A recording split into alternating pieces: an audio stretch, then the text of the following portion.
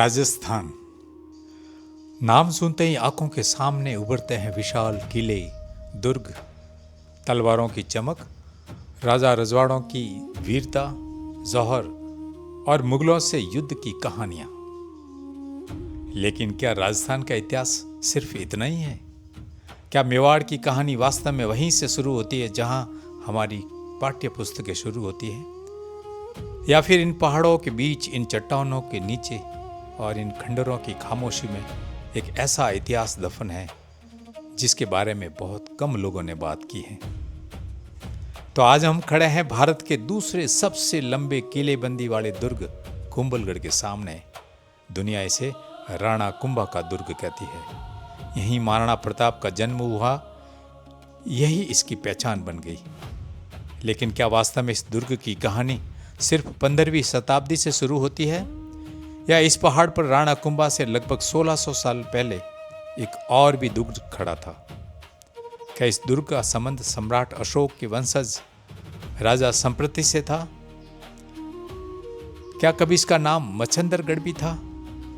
और क्या ये पूरा मेवाड़ इलाका कभी शौर्य के प्रतीक मौर्य शासकों, भील सरदारों, नागवंशी राजाओं और बौद्ध संस्कृति का महत्वपूर्ण केंद्र था?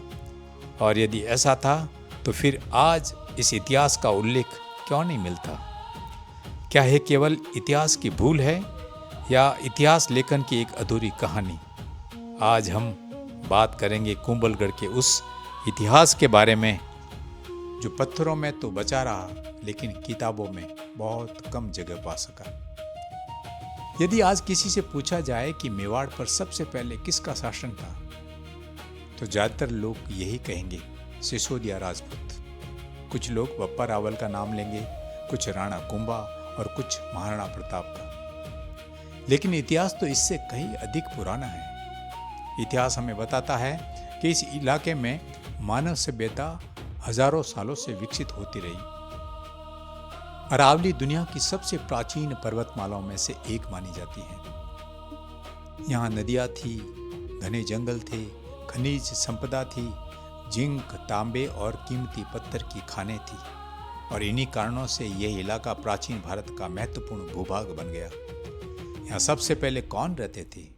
इतिहासकारों का उत्तर है भील, मीणा, गरासिया, आदिवासी और अन्य समुदाय।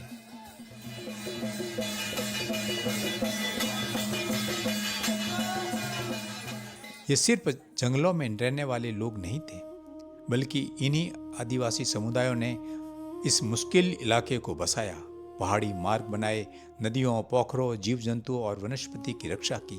और यही नहीं, बाहरी आक्रमणों के खिलाफ प्राकृतिक सुरक्षा कवच तैयार किया। आज भी कुंभलगढ़ के चारों ओर फैले जंगल उसी प्राचीन भूगोल की याद दिलाते हैं, जिसने हजारों वर्ष तक इस इलाके को सुरक्षित रखा। ईसा से कोई 300 साल पहले की सेंचुरी भारत के इतिहास का निर्णायक मोड़ थी। मगध में एक युवा सम्राट उभर रहा था, चंद्रगुप्त मौर्य। उन्होंने भारत का पहला विशाल साम्राज्य स्थापित किया। उत्तर, पश्चिम, दक्षिण से लेकर अफगानिस्तान तक मौर्य साम्राज्य फैल गया। लेकिन क्या मेवाड़ भी इस साम्राज्य का हिस्सा था? इस सवाल का जवाब हिस्ट्री में मिलता है। चित्तौड़ इलाके से जुड़े मौर्य शासकों का जिक्र बाद के कई ग्रंथों में मिलता है। राजस्थान के कई इतिहासकार चित्रांगद मौर्य का उल्लेख करते हैं, जिनके नाम से कुछ परंपराएं चित्तौड़ के प्राचीन नाम से जोड़ती है। जब मौर्य प्रभाव इस पूरे क्षेत्र तक पहुंच चुका था, सम्राट अशोक के समय बौद्ध धर्म का प्रचार केवल मगध तक सीमित नहीं था। मगध से भी आगे उनके शिलालेख गुजरात, मध्य प्रदेश, कर्नाटक, नेपाल, अफगानिस्तान और राजस्थान तक मिलते हैं। राजस्थान के विराटनगर में अशोक का भाब्रू शिलालेख इस बात का पक्का प्रमाण है कि मौर्य शासन और बौद्ध धर्म राजस्थान में गहराई तक पहुंच चुके थे। विराट का भाब्रू शिलालेख, जिसमें खुद अशोक बुद्ध धर्म और संघ के प्रति श्रद्धा व समर्पण व्यक्त करते हैं, यह केवल एक शिलालेख नहीं बल्कि ये प्रमाण है कि राजस्थान मौर्य साम्राज्य के सांस्कृतिक मानचित्र पर एक महत्वपूर्ण स्थान रखता था। मारवाड़, मेवाड़ में मौर्य प्रशासन स्थापित हुआ, जो हमें कुंभलगढ़ के राजा संप्रति तक ले जाता है। सम्राट चंद्रगुप्त मौर्य और सम्राट अशोक मौर्य शासन के गौरव है। लेकिन अशोक के बाद भी मौर्य वंश समाप्त नहीं हुआ था। उनके वंशज राजाओं ने लगभग 50 साल तक साम्राज्य के विभिन्न भागों पर शासन किया। इन्हीं में से एक ऐसा नाम मिलता है राजा संप्रति, जिन्हें भारत के महानतम जैन धर्म प्रचारक राजाओं में गिना जाता है। जैन परंपरा के अनुसार संप्रति अशोक के पुत्र कुणाल के पुत्र थे, यानी सम्राट अशोक के पौत्र। उनका शासन 2री शताब्दी ईसा पूर्व में माना जाता है। इतिहास में ज्यादातर सम्राट अपने युद्धों के कारण प्रसिद्ध हुए, लेकिन राजा संप्रति की पहचान विजयों से नहीं बल्कि निर्माणों से जुड़ी है। सम्राट अशोक की विरासत बुद्ध धर्म की प्रेम, करुणा और मैत्री से जुड़ी हुई है। कई कथाओं में उन्हें जैन धर्म का महान संरक्षक माना जाता है। पश्चिमी भारत, खासतौर से राजस्थान, गुजरात और मालवा उनके शासन का महत्वपूर्ण इलाका था। यदि संप्रति का प्रभाव राजस्थान तक था, तो क्या उन्होंने मेवाड़ में भी कोई प्रशासनिक या आर्मी सेंटर विकसित किया था? यहीं से हम पहुंचते हैं कुंभलगढ़ की पहाड़ियों में। आज जो कुंभलगढ़ दुर्ग हमारे सामने दिखाई देता है, उसका अधिकांश भाग 15वीं शताब्दी में राणा कुंभा द्वारा दोबारा बनवाया हुआ यानी पुनर्निर्मित माना जाता है। लेकिन क्या राणा कुंभा ने यह दुर्ग एक बिल्कुल खाली पहाड़ी पर बनाया था? तो जवाब मिलता है नहीं। यही वह तथ्य है जिसे अक्सर सामान्य चर्चा में नजरअंदाज कर दिया जाता है। भारतीय पुरातत्व सर्वेक्षण यानी ASI और कई ऐतिहासिक जानकारियों में यह साफ होता है कि वर्तमान दुर्ग एक पुराने किले के अवशेषों पर विकसित किया गया था। यही कारण है कि कई पुराने इतिहासकार इस स्थान को संप्रति के किले के रूप में वर्णित करते हैं। मौर्य शासकों ने यही स्थान क्यों चुना? यदि हम कुंभलगढ़ की ज्योग्राफी को देखते हैं तो जवाब खुद सामने आने लगता है। चारों ओर अरावली की ऊंची पर्वतमालाएं, घने वन, नदियां, झरने, प्राकृतिक जल स्रोत, संकरे दर्रे और गुजरात को मालवा तथा उत्तरी भारत से जोड़ने वाली महत्वपूर्ण व्यापारिक मार्ग। ऐसी दशा में यदि कोई दूरदर्शी शासक इस क्षेत्र की सुरक्षा चाहता तो यही स्थान सबसे उपयुक्त होता। इसलिए मौर्य प्रशासन ने इस क्षेत्र को शासन व सुरक्षा के लिहाज से एक सामरिक केंद्र के रूप में विकसित किया। स्थानीय परंपराओं और बाद के ग्रंथों में इस दुर्ग का एक प्राचीन नाम मच्छंदरगढ़ मिलता है। संभव यह नाम बाद की सदियों में इस स्थान से जुड़ा हुआ हो। मौर्य शासन के विलोप के बाद बौद्ध महायान परंपरा के आगे नाथ संप्रदाय के जनक मच्छंदर नाथ के नाम पर पड़ा हो, यह एक खोज का विषय है।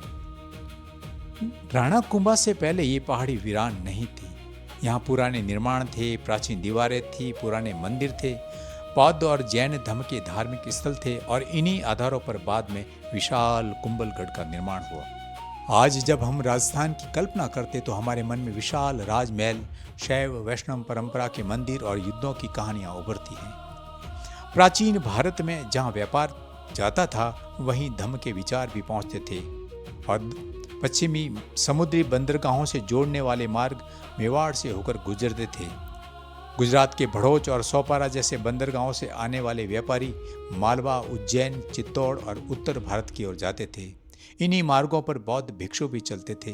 वे न सिर्फ धर्म का प्रचार करते थे, बल्कि यात्रियों के लिए विहार, जलाशय, विश्राम स्थल और शिक्षा केंद्र भी स्थापित करते थे। यही कारण है कि भारत के ज्यादातर प्राचीन बौद्ध स्थल व्यापारिक मार्गों के आसपास मिलते हैं। यदि आज हम राजस्थान के दक्षिणी पूर्वी भाग की ओर देखें तो एक के एक बाद बौद्ध स्थलों की श्रृंखला दिखाई देती है। बैराट, कोलवी, बिनायगा, हत्यागोड़, गुनई, भीनमाल, मंडोर आदि आदि। इन सभी स्थानों पर चैत्य है, विहार है, पर्वतों में बौद्ध गुफाएं और बौद्ध स्थापत्य के अवशेष मिले हैं। इनमें से अनेक स्थल गुप्त काल और उसके बाद तक सक्रिय रहे। मतलब राजस्थान में बौद्ध परंपरा सदियों तक जीवित रही। क्योंकि चित्तौड़ और कुंभलगढ़ क्षेत्र में बैराट जैसी बड़ी बौद्ध खुदाइयां अभी तक नहीं हुई, इसलिए पूरे भूभाग में इतिहास की छुपी हुई सच्चाई सामने नहीं आ सकी। यदि हम केवल राजाओं का इतिहास पढ़ेंगे तो इतिहास अधूरा रह जाएगा, क्योंकि किसी भी राज्य की वास्तविक शक्ति उसकी जनता होती है। मेवाड़ में ये शक्ति थी भील, गरासिया आदिवासी समुदाय। अरावली की हर घाटी, दर्रा, हर नदी, नाला, तालाब, हर पहाड़ी मार्ग भीलों की जानकारी में था। वे इस भूगोल को स्वाभाविक रक्षक थे। बाद की राजपूत परंपराओं में भी बप्पा रावल को भील सरदारों का भारी समर्थन मिला। महाराणा प्रताप के संघर्ष में भी भील योद्धाओं की भूमिका बहुत महत्वपूर्ण रही, लेकिन मुख्य धारा के इतिहास में उनका योगदान अक्सर कुछ पंक्तियों तक सीमित रह गया। बुद्ध के धम्म पर और सम्राट अशोक की नीति जैसी थी, स्थानीय समुदायों को साथ लेकर शासन चलाने। मेवाड़ जैसे दुर्गम क्षेत्र में स्थानीय भील समुदाय के सहयोग के बिना कोई भी शासन लंबे समय तक स्थिर नहीं रह सकता था। मेवाड़ के कई प्राचीन स्थलों पर नाग प्रतीक, नाग मूर्तियां और नाग पूजा के भी प्रमाण मिलते हैं। प्राचीन भारत में कई स्थानीय राजवंश खुद को नागवंशी भी कहते हैं। इन स्थानीय नाग शासकों और मौर्य प्रशासन के बीच समन्वय यहाँ जरूर रहा होगा।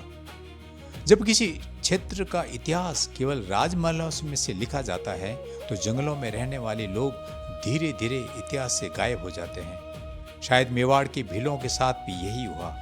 उनकी वीरता, उनकी सैन्य शक्ति, उनकी रणनीति, उनकी स्थानीय प्रशासनिक भूमिका और उनकी सांस्कृतिक परंपराएं इतिहास की मुख्य धारा में उतनी जगह नहीं पा सकी जितनी उन्हें मिलनी चाहिए थी। 8वीं शताब्दी भारत के इतिहास का एक निर्णायक मोड़ था। उत्तर भारत में सम्राट हर्षवर्धन के निधन के बाद कोई शक्तिशाली साम्राज्य शेष नहीं रहा। पश्चिम में अरबों के आक्रमण शुरू हो चुके थे। मध्य भारत, राजस्थान और गुजरात छोटे छोटे राज्यों में बढ़ चुके थे। राजस्थान और गुजरात में कई क्षेत्रीय शक्तियां उभर रही थी। इन्हें ब्राह्मण आचार्यों का संरक्षण प्राप्त था और इसी काल में शैव, वैष्णव और जैन धर्म को राजकीय संरक्षण तेजी से मिलने लगा। तो दूसरी ओर बौद्ध विहार, जो सदियों से राजकीय अनुदानों पर भी निर्भर थे, धीरे धीरे कमजोर पड़ने लगे। इतिहास में जब सत्ता बदलती है तो केवल राजा नहीं बदलते, मंदिर बदलते हैं, मठ बदलते हैं, शिक्षा केंद्र बदलते हैं, भूमि अनुदान बदलते हैं, धार्मिक संरक्षण बदलते हैं और धीरे धीरे समाज की सांस्कृतिक दिशा भी बदल जाती है। राजस्थान और गुजरात में 8वीं से 12वीं शताब्दी के बीच कुछ ऐसा ही परिवर्तन दिखाई देता है। बौद्ध संस्थानों की संख्या घटती है, शैव और वैष्णव मंदिरों का निर्माण बढ़ता है, जैन धर्म को भी कई राजवंशों का संरक्षण मिल जाता है। और ये परिवर्तन एक दिन में नहीं हुआ, बल्कि कई शताब्दियों तक चलने वाली राजनीतिक और सामाजिक प्रक्रिया थी। और मेवाड़ भी इससे अछूता नहीं रहा। मेवाड़, जो कभी मौर्य शासन, स्थानीय आदिवासी शक्ति और बौद्ध जैन परंपराओं का संगम था, अब नए राजवंशों, नई धार्मिक रचनाओं और नई राजनीतिक पहचान की ओर बढ़ रहा था। इसी परिवर्तन के बीच पुराने दुर्ग, पुराने विहार और प्राचीन स्मारक नई धार्मिक प्रतिमाओं और व्याख्याओं के साथ फिर से उपयोग में आने लगे और कुछ समय की धूल में धीरे धीरे विलीन हो गए। कुछ शताब्दियों के बाद मेवाड़ में एक ऐसे शासक का उदय हुआ जिसने इस प्राचीन पर्वतीय दुर्ग को इतना विशाल रूप दिया कि उनकी पहचान सदैव के लिए उन्हीं के नाम से जुड़ गई, और वे शासक थे राणा कुंभा। लेकिन क्या राणा कुंभा ने उस दुर्ग की शुरुआत की थी, या उन्होंने सदियों पुराने एक प्राचीन मौर्यकालीन दुर्ग को नया जीवन दिया? आज जब भी कुंभलगढ़ का नाम लिया जाता तो सबसे पहले राणा कुंभा का नाम सामने आता है। इतिहास की अधिकांश पुस्तकों में लिखा है कि 15वीं शताब्दी में राणा कुंभा ने इस दुर्ग का निर्माण कराया। लेकिन हमें इतिहास को थोड़ा गहराई से पढ़े तो एक महत्वपूर्ण सवाल सामने आता है कि क्या राणा कुंभा ने यह पूरा दुर्ग शुरू से बनवाया था, या उन्होंने पहले से मौजूद एक प्राचीन दुर्ग को नया स्वरूप दिया? यही प्रश्न कुंभलगढ़ के इतिहास का सबसे महत्वपूर्ण प्रश्न है। भारतीय पुरातत्व सर्वेक्षण और कई इतिहासकार इस बात को स्वीकार करते हैं कि वर्तमान कुंभलगढ़ दुर्ग एक पुराने किले के स्थान पर विकसित हुआ, अर्थात राणा कुंभा से पहले इस पहाड़ी पर किसी प्रकार की दुर्ग व्यवस्था पहले से मौजूद थी। यही कारण है कि स्थानीय परंपरा इस प्राचीन दुर्ग को राजा संप्रति से जोड़ती है। यदि कुंभलगढ़ की दीवारों को ध्यान से देखें, राणा कुंभा ने एक निर्जन पहाड़ी पर दुर्ग की शुरुआत नहीं की। राजा संप्रति द्वारा बनवाए गए और पहले से विद्यमान प्राचीन संरचनाओं का विस्तार किया, उन्हें सुदृढ़ बनाया और उन्हें अपने समय की सैन्य जरूरतों के अनुसार विशाल स्वरूप प्रदान किया। यदि कुंभलगढ़ की दीवारों को ध्यान से देखा जाए तो कुछ स्थानों पर पत्थरों की चिनाई एक जैसी नहीं है। कुछ भाग अधिक प्राचीन प्रतीत होते हैं, कुछ भागों में बाद के पुनर्निर्माण के स्पष्ट संकेत मिलते हैं। इतिहासकारों का मानना है कि यह दुर्ग एक ही समय में नहीं बना, बल्कि अलग अलग समयों में इसका विस्तार होता रहा। यही कारण है कि आज भी कुंभलगढ़ के भीतर कई स्थापत्य परतें दिखाई देती हैं। राणा कुंभा का योगदान महान था। वह सिर्फ एक योद्धा नहीं थे बल्कि स्थापत्य के महान संरक्षक भी थे। वास्तव में उन्होंने प्राचीन दुर्ग को भारत के सबसे सुरक्षित पर्वतीय किलों में बदल दिया। 36 किलोमीटर लंबी प्राचीर, सैकड़ों बुर्ज, विशाल प्रवेश द्वार, जल संरक्षण व्यवस्था, महल और सैन्य संरचना, इनका श्रेय राणा कुंभा को ही जाता है। लेकिन यह भी उतना ही महत्वपूर्ण सवाल है कि जिस पहाड़ी पर यह सब बनाएगा उसकी पहल रक्षा व्यवस्था किसने बनाई। यही राजा संप्रति का नाम इतिहास के पन्नों में उभरता है, जिन्होंने ऊंचे सुरक्षित स्थान की खोज की, हर लिहाज से उपयुक्त स्थान को चुना और दुर्ग बनवाया। जैन परंपरा और स्थानीय इतिहास में उल्लेख मिलता है कि सम्राट अशोक के पुत्र राजा संप्रति ने अरावली की इन्हीं पहाड़ियों में ये दुर्ग बनवाया था। कुछ परंपराएं इसे मच्छंदरगढ़ के नाम से भी याद करती है। राणा कुंभा से पहले एक पुराना दुर्ग जरूर था। यदि आप पहली बार कुंभलगढ़ आए हैं तो आपकी नज़र सबसे पहले उसकी विशाल प्राचीर पर जाएगी। लेकिन इस दुर्ग का सबसे बड़ा रहस्य उसकी दीवारें नहीं बल्कि उसके भीतर छिपे सैकड़ों मंदिर है। इतिहासकार बताते हैं कि कुंभलगढ़ के भीतर लगभग 360 मंदिर स्थित है। इनमें लगभग 300 जैन मंदिर और लगभग 60 हिंदू मंदिर बताए जाते हैं। यह संख्या अपने आप में एक सवाल खड़ा करती है, आखिर एक सैनिक दुर्ग के भीतर इतने अधिक धार्मिक स्थल क्यों बनाए गए? क्या इनका निर्माण एक ही समय में हुआ? दरअसल कुंभलगढ़ के जैन मंदिरों की परंपरा बहुत प्राचीन है। हालांकि आज दिखाई देने वाले अधिकांश मंदिर मध्यकालीन पुनर्निर्माण के हैं। यही प्रश्न सबसे रोचक है, क्योंकि जहां जैन धर्म विकसित हुआ वहां उससे पहले बौद्ध धर्म की मौजूदगी होना प्रमाणित होती है। कुंभलगढ़ के भीतर ऐसा कोई उत्खनन नहीं हुआ जिससे ये सिद्ध हो सके कि इन मंदिरों के नीचे बौद्ध विहार थे। लेकिन इतना जरूर है कि ये पूरा क्षेत्र प्रारंभिक मध्यकाल तक लगातार आबाद रहा और लगातार बदलती हुई धार्मिक परंपराओं का भी साक्षी रहा। मौर्य काल में बौद्ध धर्म जन जीवन में खूब फला फूला, लेकिन उत्खनन नहीं होने के कारण इतिहास सामने नहीं आ पाया। किसी भी प्राचीन स्मारक का इतिहास केवल किताबों में नहीं मिलता, वह उसके पत्थरों में भी छिपा होता है। यदि कुंभलगढ़ के कई मंदिरों के स्तंभों, आधारशिलाओं और स्थापत्य शैली का अध्ययन किया जाए तो कुछ स्थानों पर पुराने निर्माण सामग्री के फिर से उपयोग में लेकर बदलने के संकेत मिलते हैं। कई प्राचीन नगरों में नई इमारतों के निर्माण में पुरानी संरचनाओं के पत्थर फिर से उपयोग लिए गए हैं। इतिहास कभी कभी जो कहता है उससे अधिक जो छिपा होता है वह महत्वपूर्ण होता है। कुंभलगढ़ के भीतर 360 मंदिर है, लेकिन उनमें से कितने उनके मूल स्वरूप के हैं, कितनों का पुनर्निर्माण हुआ है, कितने पुरानी नींव पर बने हैं और कितनों का संबंध मौर्य काल या उससे भी पहले की किसी परंपरा से है।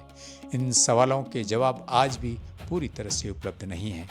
यदि कुंभलगढ़ में व्यापक वैज्ञानिक उत्खनन, पत्थरों की आयु निर्धारण, ग्राउंड पेनेट्रेटिंग रडार और विस्तृत स्थापत्य अध्ययन किया जाए तो संभव है कि मेवाड़ के इतिहास का एक नया अध्याय सामने आए और हो सकता है कि वर्तमान समझ और अधिक समृद्ध हो।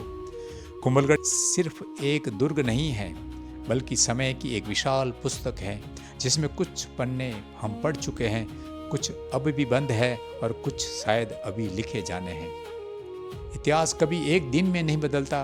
कोई भी राजवंश अचानक आकाश से नहीं उतरता। हर नए राज्य की जड़ें किसी पुराने राज्य की मिट्टी में होती है। मेवाड़ भी इस नियम का अपवाद नहीं है। आज यदि हम इतिहास की परतों को हटाएं तो सबसे नीचे हमें दिखाई देता है मौर्य काल, जब बुद्ध की वाणी कण कण में गूंजती थी। समय बीतता गया, शकों का प्रभाव आया, कुषाण उत्तर भारत में उतरे, फिर गुप्त साम्राज्य। लेकिन अरावली के कठिन भूगोल में स्थानीय शक्ति संरचनाएं कभी पूरी तरह से समाप्त नहीं हुई। भील, नागवंशी और स्थानीय समुदाय यहीं बने रहे। इन्हीं के सहयोग से बाद के अनेक राजवंश अपनी शक्ति स्थापित कर सके। लगभग 6वीं-7वीं शताब्दी के बीच इतिहास में गुहिल वंश का उल्लेख मिलने लगता है। यहीं से मेवाड़ के इतिहास का एक नया अध्याय शुरू होता है। गुहिल राजा एक बिल्कुल नया राज्य नहीं बना रहे थे, बल्कि पहले से मौजूद राजनीतिक ढांचे को अपने अधीन संगठित कर रहे थे। नए राजवंश अक्सर पुराने प्रशासनिक ढांचे को ही अपनाते थे, यानी राजा बदलता था लेकिन जनता, गांव, व्यापारिक मार्ग और दुर्ग अक्सर वही रहते थे। बप्पा रावल मेवाड़ के इतिहास में एक अत्यंत महत्वपूर्ण व्यक्तित्व है। उन्होंने एक नई राजनीतिक शक्ति को स्थापित किया, लेकिन यह उतना ही सत्य है कि उन्होंने अरावली की भूगोल, स्थानीय भील सहयोग और पहले से मौजूद दुर्गों का लाभ मिला। किसी भी राजा के लिए इस विशाल राज्य शून्य से खड़ा करना बहुत मुश्किल होता है। इतिहास सिर्फ वही नहीं होता जो किताबों में लिखा जाता है, इतिहास वह भी हो सकता है जो धरती के नीचे सदियों तक चुपचाप पड़ा रहता है, कभी टूटे हुए स्तंभों के रूप में, कभी खंडित प्रतिमाओं के रूप में, कभी कभी एक ऐसी खामोशी के रूप में जिससे सुनने वाला कोई नहीं होता। सवाल उठता है कि अरावली की सबसे सुरक्षित पर्वतमाला मेवाड़ बौद्ध परंपराओं को आगे लाने में पूरी तरह मौन कैसे हो गई? क्या वास्तव में यहाँ कुछ भी नहीं था, या हमने अब तक ढूंढने की कोशिश नहीं की? आज हम जब पीछे मुड़कर देखते हैं तो सामने आता है तो यहाँ राणा कुंभा का दुर्ग है। सम्राट अशोक और मौर्य राजा संप्रति की स्मृति है, राजपूत वीरता का प्रतीक है, भील योद्धाओं के साहस हैं। ये केवल मध्यकालीन इतिहास नहीं, बल्कि मौर्य काल, बौद्ध संस्कृति, जैन परंपरा और अरावली की हजारों वर्ष पुरानी सभ्यता का भी जीवित दस्तावेज है। कुंभलगढ़ हमें केवल एक दुर्ग की कहानी नहीं सुनाता, वह हमें सिखाता है कि सभ्यताएं बदलती है, राजवंश बदलते हैं, धार्मिक परंपराएं भी बदलती है, लेकिन धरती सब कुछ याद रखती है। उसकी चट्टानें झूठ नहीं बोलती, उसकी मिट्टी कुछ नहीं भूलती। जरूरत है केवल इतने ही कि हम उसे ध्यान से सुने। यदि आप भी कभी कुंभलगढ़ जाए तो सिर्फ उसकी विशाल दीवारों को नहीं देखें, एक बार उस धरती को भी देखना जिस पर वह खड़ा है। हो सकता है उस मिट्टी के नीचे आज भी सम्राट अशोक के धम की कोई अनसुनी प्रतिध्वनि हो, राजा संप्रति के किसी भूले हुए दुर्ग की नींव हो, या मेवाड़ के किसी भूले हुए अध्याय का पहला पृष्ठ हो और वह किसी की प्रतीक्षा कर रहा हो।